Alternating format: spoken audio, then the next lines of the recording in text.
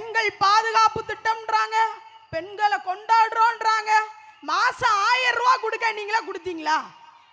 சிலிண்டருக்கு 100 ரூபாய் மானியம் நீங்களே இது வரைக்கும் செஞ்சீங்களா? இலவச பஸ் விடுதாங்களாம், விட்டுட்டு ஓசி பஸ்ன்ற வேண்டியது. நீங்க பிங்க் பஸ் விட்டதும் போதும், ஒவ்வொரு பேருந்து பயணமும் சிலுவை பயணமாய் மாறிக்கொண்டிருப்பதும் போதும். சொன்னாங்க விதவைகளே இல்லாத தமிழ்நாட்டை உருவாக்கி கிழிச்சிருவோம் அப்படின்னு.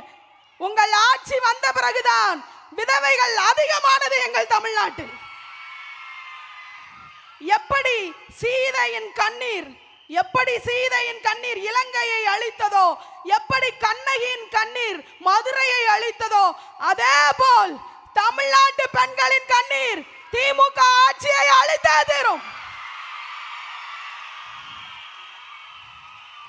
எப்படி எங்களது முப்பாட்டி வேலு நாச்சியார் ஆங்கிலேய கொடியை இறக்கி அனுமன் கொடியை ஏற்றினாலோ, அதே போல் சார்ஜ் கோட்டையில் திமுக கொடியை இறக்கி தாவேக கொடியை ஏற்றிய தீர்வோம்.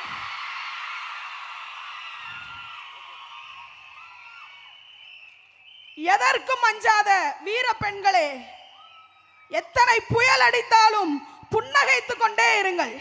எத்தனை தடைகள் வந்தாலும் மீண்டும் மீண்டும் எழுந்து நின்று வீரமாக சொல்லுங்கள்.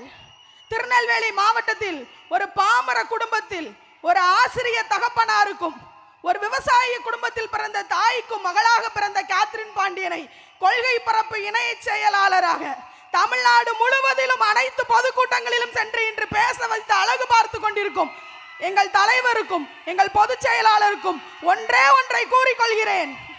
எழுதி வைத்துக் கொள்ளுங்கள், தமிழ்நாட்டு பெண்கள் அனைவரும் எங்கள் தளபதியின் பின்னால்.